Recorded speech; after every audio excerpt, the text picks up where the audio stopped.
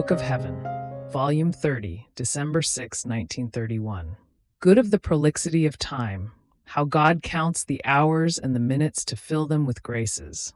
One who does the divine will tears the veil that hides her Creator, bath of light that the divine will gives. I was feeling oppressed because of the privations of my sweet Jesus, and as though tired of my long exile, and I thought to myself, I would never have believed it, a life so long.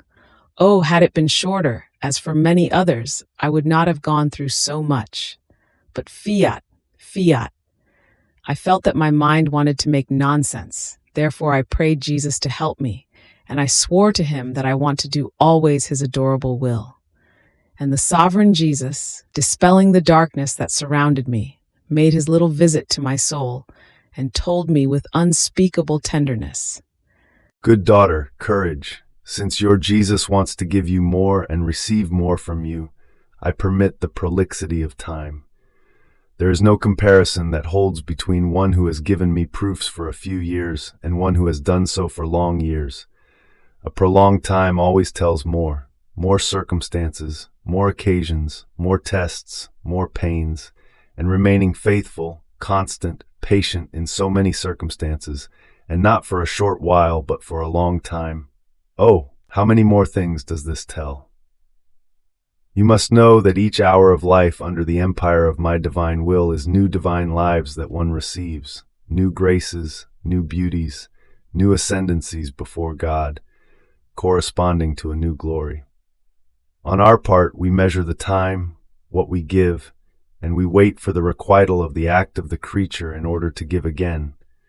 And for the creature it takes time in order to digest what we have given, and therefore let her take another step toward us. If she adds nothing to what we have given, we do not give immediately, but we wait for her act in order to give again. So there is nothing greater, more important, more pleasing before us than a prolixous life, lived in a saintly way. Each hour is already one more proof of love, of fidelity, of sacrifice that she has given us.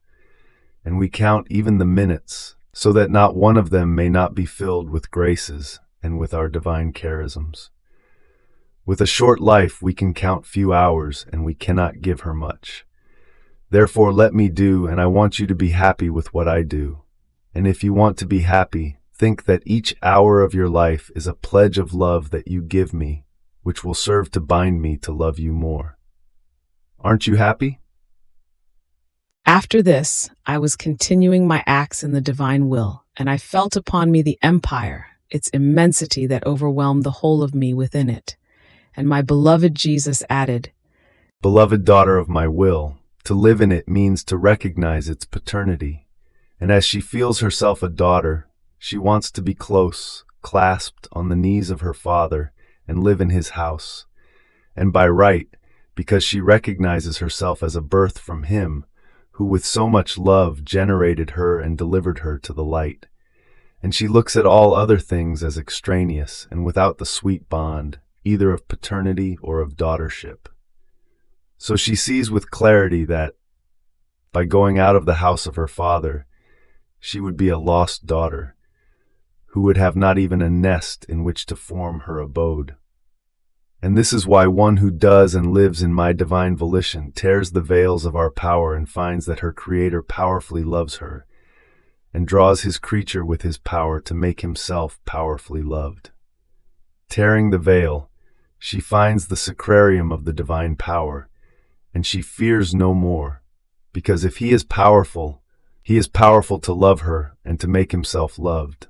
And loving with powerful love, she becomes daring and tears the veil of the divine wisdom, of goodness, of mercy, of love, and of justice, and finds as though many divine sacraria that love her wisely, and with a goodness most tender and excessive, united to mercy unheard of, they love her. She finds the overflowing love that loves her immensely, and since the divine being is order, he loves her with justice.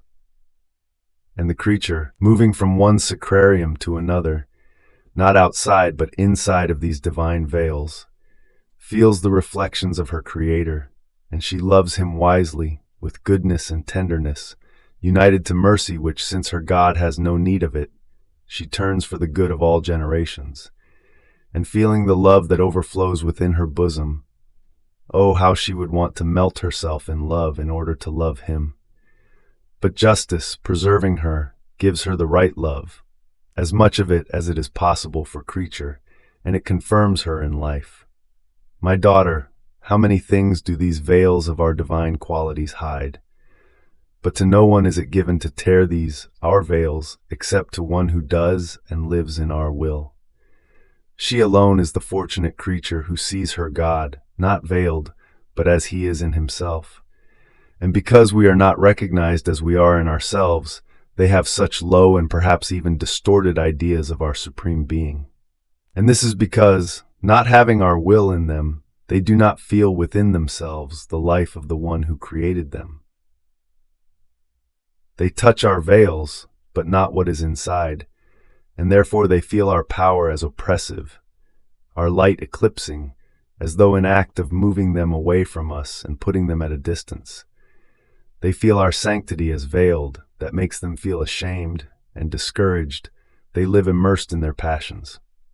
But it is all their fault, because there is a sentence pronounced by us in the terrestrial paradise.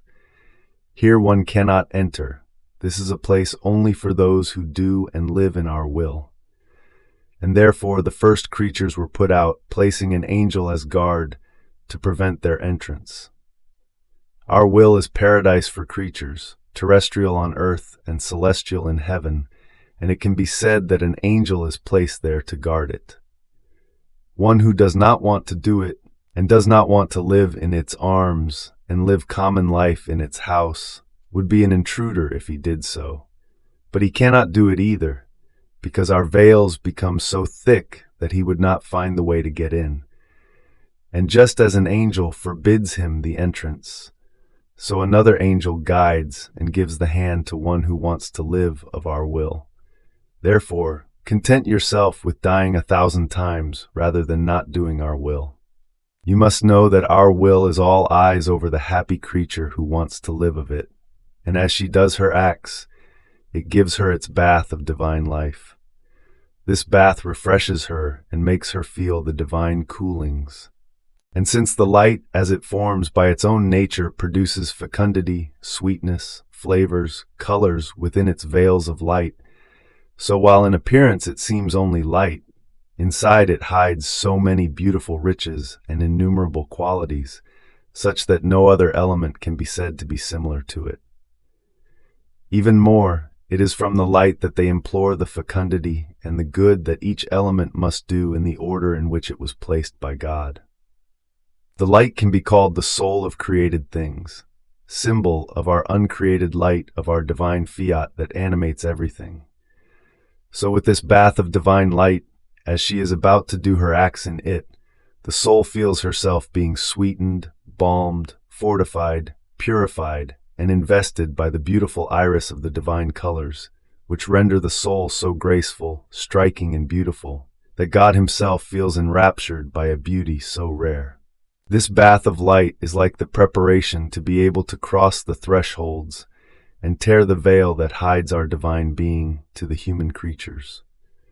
More so, since it is our interest that one who lives in our will be like us and do not a thing that would be unworthy of our majesty thrice holy. Therefore, think that it is a bath of light that my will gives you every time you dispose yourself to do your acts in its interminable light, so that you may be attentive to receive it. Fiat.